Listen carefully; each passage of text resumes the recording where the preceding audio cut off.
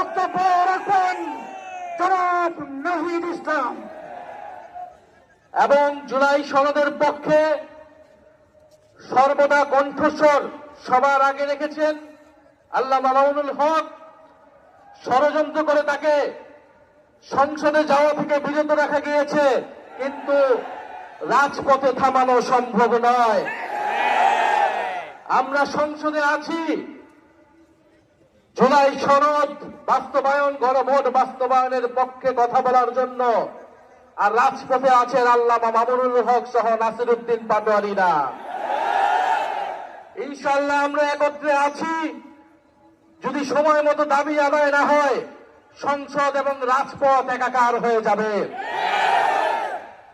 গণভোটের গণরায় বাস্তবায়ন করতে হবে। গণভোটে 70% মানুষ হ্যাঁ পক্ষে, সংস্কারের পক্ষে ভোট দিয়েছে।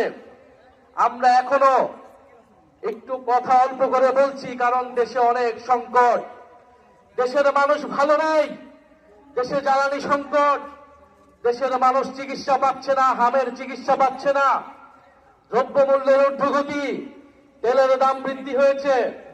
বিরোধী দল থেকে দায়িত্বশীল বক্তব্য দেওয়া হয়েছে, সরকারকে সহযোগিতা করতে চেয়েছি।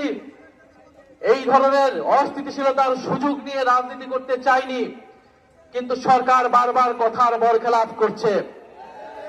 সরকার বিশ্ববিদ্যালয়গুলোকে দলীয়করণ করছে, গুন্ডা বাহিনী লেলিয়ে দিচ্ছে, সকল প্রতিষ্ঠানকে দলীয়করণ করছে, বিচার বিভাগকে কুক্ষিগত করার চেষ্টা করছে।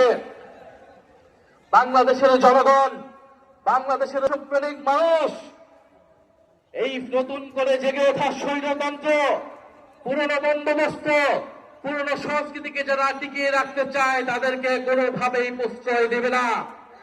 বাংলাদেশ জুমার টিভি 24, সত্যের পথে মানুষের সাথে।